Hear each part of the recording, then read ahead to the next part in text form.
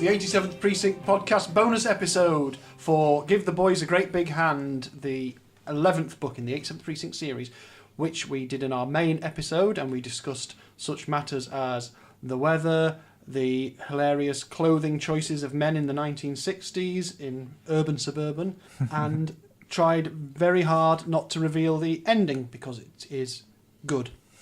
So we'll do our usual thing of having a look at the different editions we've got. We've all got different editions today, so perhaps Morgan could outline his, because I think you've got the winner of good editions. I'm pretty happy with mine. I've got the good old green spine Penguin Crime edition, 3 shillings and 6 pence. This is the 1965 edition, I think. So sadly not the TV Boardman one, which I think would have had a much more lurid cover. But it's the first Penguin edition, isn't it? First Penguin one, yeah, that's right. And it does have a rather nifty sort of photo collage. Alan Spain, indeed, yeah. With a great big hand, as one would imagine, with a little kind of rainy cityscape in the space between finger and thumb.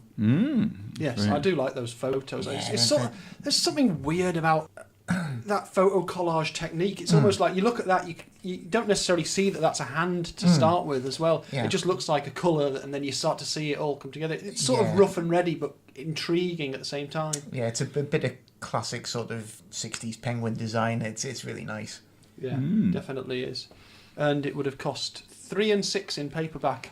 Oh, here's a point before we get on to the other 2 books. The original TV Boardman edition of these books were hardback editions, the Bloodhound Mysteries, and they were 12 and 6.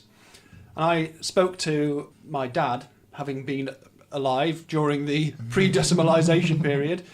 I asked him whether that was expensive, really. So in 1962, when the TV Boardman edition came out, it would have cost you 12 and 6. I asked my dad, I asked a couple of other folks as well, and they reckon that's probably what it was about for a hardback book. That's not unusual, it's not super expensive, not super cheap. But actually, from what I gather, it's quite an expensive good. It's quite an expensive item to buy a hardback book, because the paperbacks were, like we see here, like 2 and 6 and 3 and 6. So the difference between how much a paperback cost in the early 60s and how much a hardback cost was much more than the relative difference in the costs of them now. Yeah. Still quite expensive hardbacks now, though, are they? They are Yeah, pricey, but they're not like 10 times more No, expensive. like twice as expensive, or 3 like that. times maybe. Yeah. But So say a new hardback might be 16 quid, maybe, and a paperback would be 8 quid. So it seems like paperbacks were much more accessible and pocket money, not pocket money necessarily, but a lot easier to afford, and hardbacks were a bit more costly. Which is funny because it's very hard to work out. The edition I've got is a Penguin edition, but it's from the 1970s. It's a reprint from 1977, and it costs 60p. Now, 60p is nothing nowadays, but it's very hard to understand, really, inflation in terms of not just doing the sums and going onto a website and saying how much is 60p then now, because it doesn't really tell you about the state of like inflation in big broad terms and stuff like that. But I suspect 60p was probably still quite cheap. Yeah. But the edition I've got is the one with the Precinct badge on it, my favourite. The cityscape in the background and the extremely literal hand in a bag. That's what it is. They didn't really overthink it, let's put it that way. What about you, Steve-O? mine's the quite new Orion. I can't remember, I had quite a few of these. The 2004 Orion, which has a palm print of a very small hand on the cover, Wow. which is a bit strange. What else is on the cover of that? And then I think it's supposed to be the airline bag, but I don't Doesn't know. look much like an airline bag, does it, really? It says, like a document holder, I don't It know. seems to have some hair in for some reason. And some like plasters, I don't know. Let's have a look. Doesn't Yeah, that's Not because really. it's like got a case number on it, so it's. It's like a like docket. an Oh, I evidence. know what it is. That is an evidence bag containing some of the black clothing that they have found in the book. But you would have to do what I just did, which was sit and work it out. Yeah, it's a bit strange cover that. It is. It's got that font on that they use on all the Orion books as well, which I have seen in some of the new Doctor Who stuff when that came back in 2005. I'm pretty sure they used that font for some things. But that's just me knowing those sorts of weird things. So you've got the newest edition, I've got the second oldest, and Morgan's got a proper... Steve-O, you've got to give Morgan's edition a sniff. That looks like it'll smell gorgeous. Yeah. I don't know, remarkably It's odourless. not as musty as it could be. No. Oh, right, well that's a bit strange, isn't it? Yeah. Slight odour. Slight odour. I was trying to say something, then I couldn't think of anything. I think also yours is obviously got the updated dedication. It So I has, think yeah. it's slightly different to the standard one that he put in all the rest of them. So the dedication in the ones we've got, Morgan, I imagine, are to Phyllis and Rick. Good old Phyllis and I Rick. tried to find out who they were, but it's quite hard to just look up Phyllis and Rick and hope that you're going to find something on the internet. Phyllis and Rick. So, yeah. Phyllis and Rick are either just... Sitcom characters. Yeah, they could be. It does sound like that. But they've left no internet trace, Tragic. or none that I can find. I'd like to know who they were, because it's just interesting. But there you go. Just fills in a bit more of the background. The overlords have covered the tracks. Definitely has been raised from time. So we had a couple of listener questions. One that pertains to the 87th Precinct in terms of what we're doing, which is from our friend Stella. Hello, Stella. Asking if anyone's made a timeline of the 87th Precinct. Because if you're doing a reread, as she says, you can see that the early books are only months or weeks apart, but obviously the things like having kids, Carella's kids, are only teenagers by the end in a series that's run from 56 to 2005. We've talked about it a little bit before, and she's saying, has anyone done a timeline? And I think people have, and I think there's some... You can, if you hunt deep enough on the internet, you'll find something. I kind of started, but Well, as yet incomplete. I was... I.e. because you can kind of chart. Yeah, you can do it, and it can be done. And the only person I know that's done it in a published format is, I've got a book in my hand which is The Boys from Grover Avenue by George N. Dove, which does have a proper attempt at doing the timeline, although he has to make a chronology, that's a better way of describing it. He makes some changes around to try and get things to fit, I think, suggests that certain books are before others.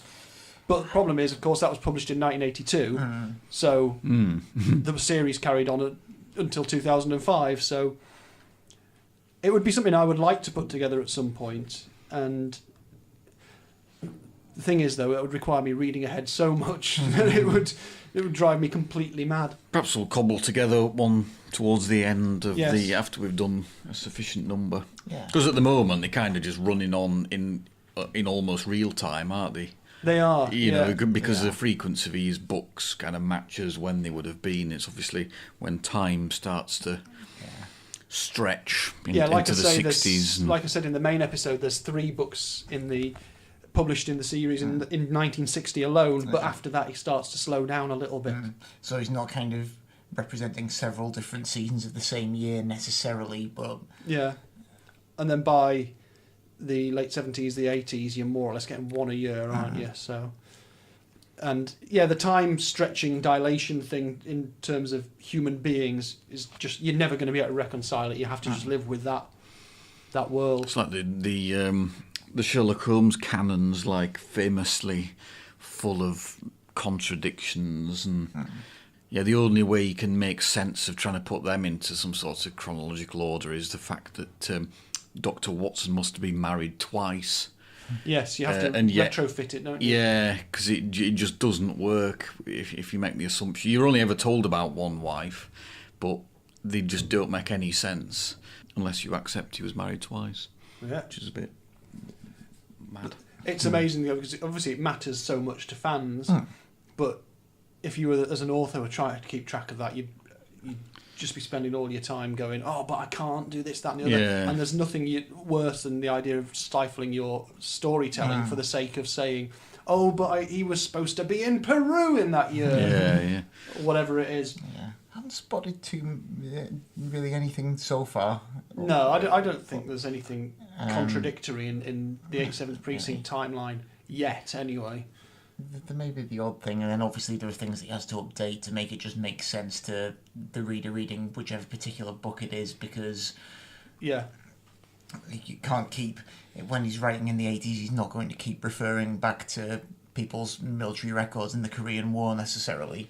Yeah. So he just shifts which war they fought in, doesn't absolutely, he? yeah. Clever That kind little of things thing. like Because Lieutenant Burns is, we hear about him as a young patrolman in some early books, and it actually gives you specific dates in the 20s or 30s or something. Yeah. So it can't possibly be, the same guy. But of course it is, because it's the magic of literature. Indeed.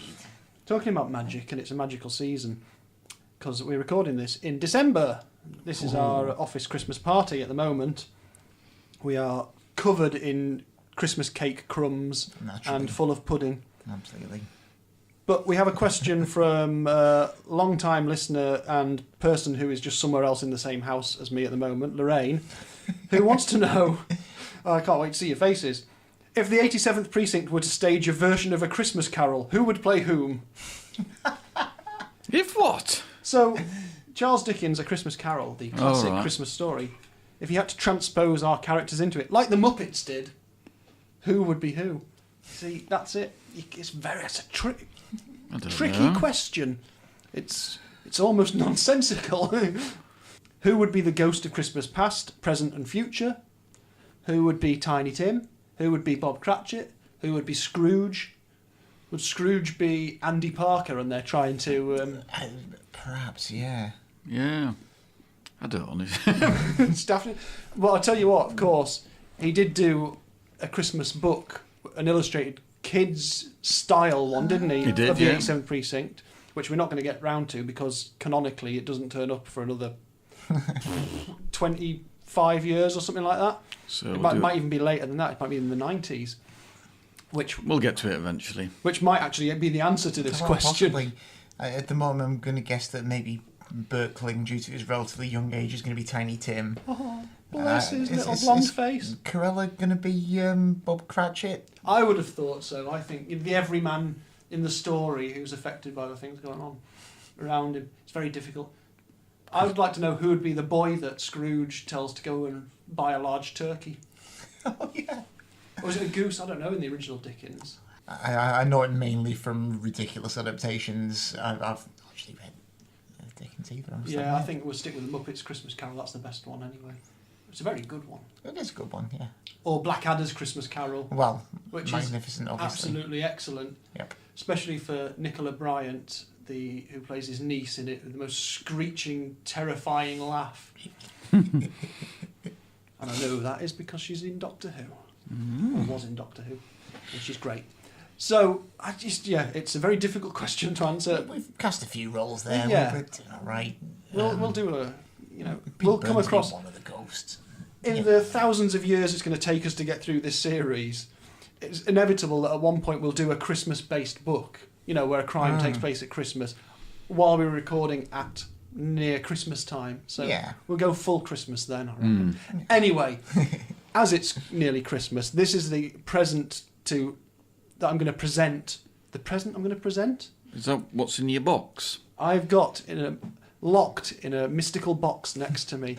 It's Something mystical. that I bought for myself, I must say. I couldn't resist this when I saw it on the shelves in a bookshop in Leek in Staffordshire. I say a bookshop, I mean a charity shop. It was £4 for £1. I only bought this one book. I could not leave this book on the shelf. Okay. And when I present it to you, you'll see why. I'm going to pass it over, and I'd like Steve-O to perhaps describe it to the to the listeners. Oh my lord! Wow, This looks amazing. this does look amazing. It's a book, and it's Roger Moore and the Crimefighters, and there's a picture of Roger Moore, and then below it, I don't know, some children, a child being grappled, a child pointing to a policeman, and then a policeman with a sniper rifle. So, The Siege by Malcolm Hulke. yeah, this seems... Malcolm Hulke, well, I'll tell you about Malcolm Hulke in a bit. We've got more on Malcolm Hulke. Oh, That's yes, always definitely. good news.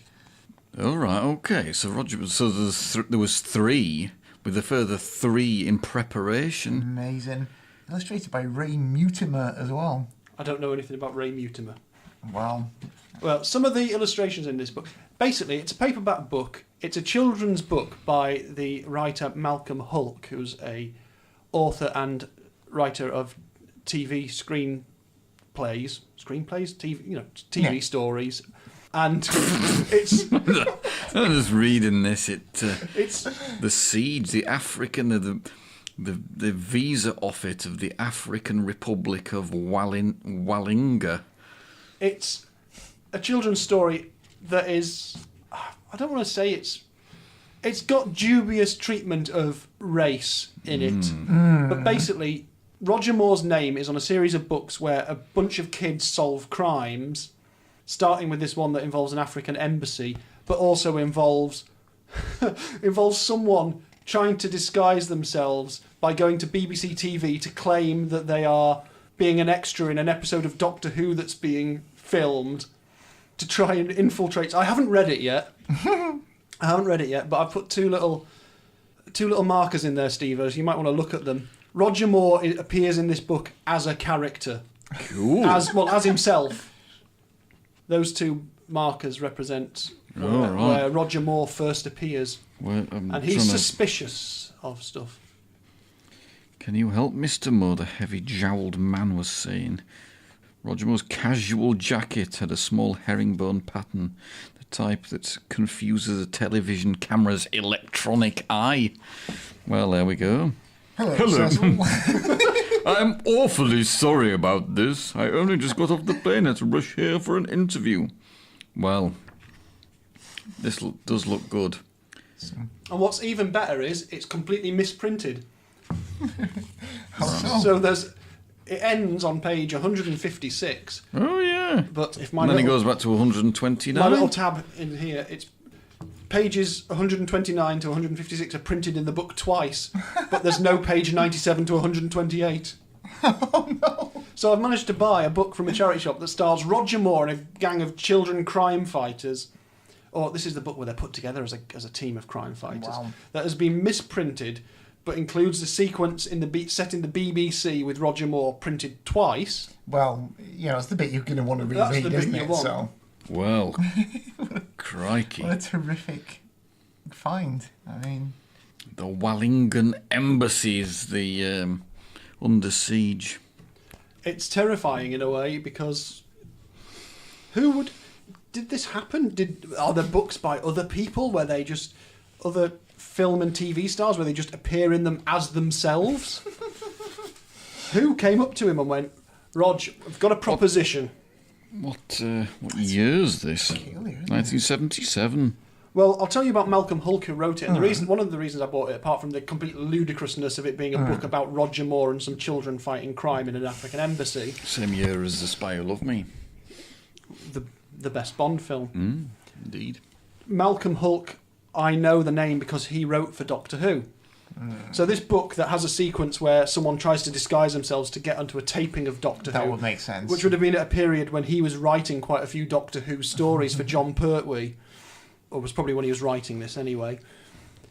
He wrote some of the Target adaptations of his stories as well. He wrote for Patrick Troughton and John Pertwee. He wrote Invasion of the Dinosaurs, which famously has these terrible rubber dinosaurs attacking London, being brought there with a weird time machine. Brilliant. And he also wrote Frontier in Space, which is a 6-part political epic, which runs into another Dalek story afterwards.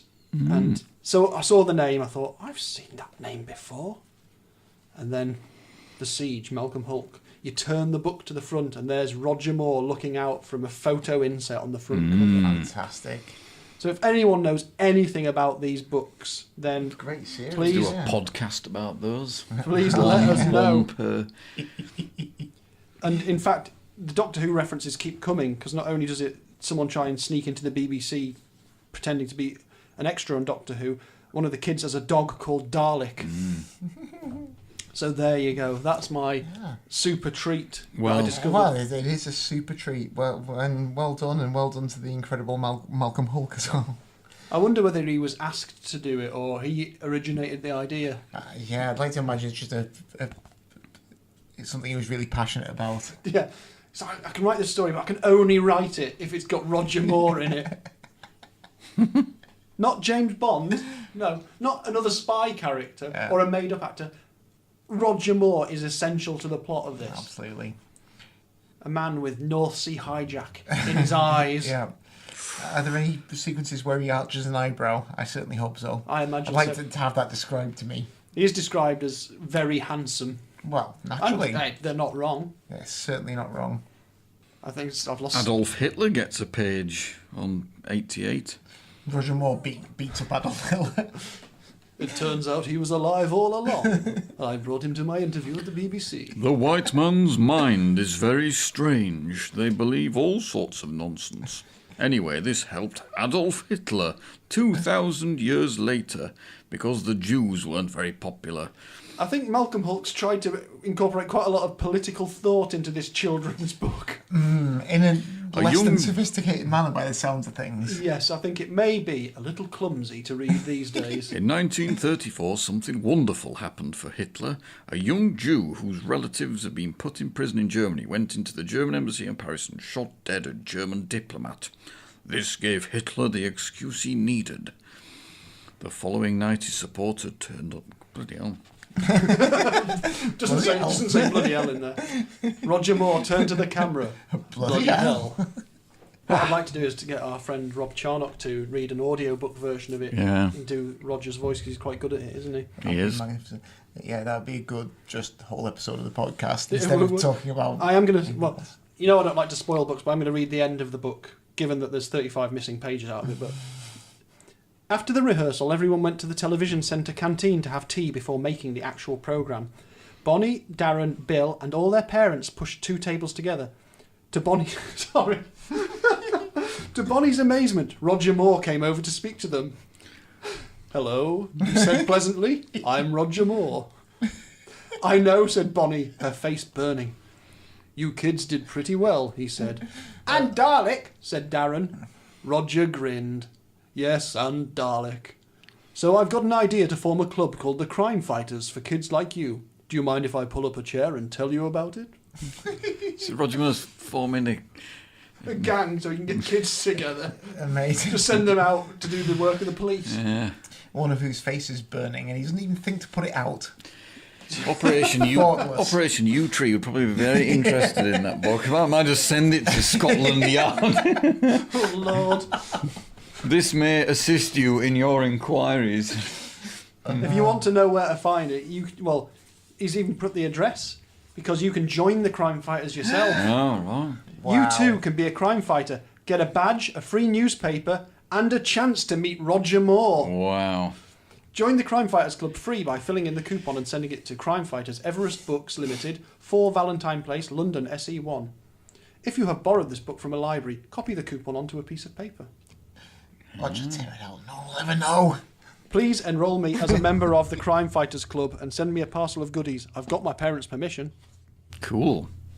I wonder if he ever did meet the crime fighters and how many people replied. Yeah, I would think Like so. I imagine there trust were Rog. legions of them. Yeah. And that's why there was no crime in the UK between 1977 and the disbanding of the Today. Crime Fighters Club. Literally none. Did you ever see George Lazenby forming a crew of Precinct crime fighters? Timothy Dalton's traffic wardens, you know, like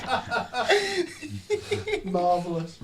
yeah. Yeah. Pierce Brosnan's lollipop ladies. Pierce Brosnan's Copyright Theft Investigation Unit.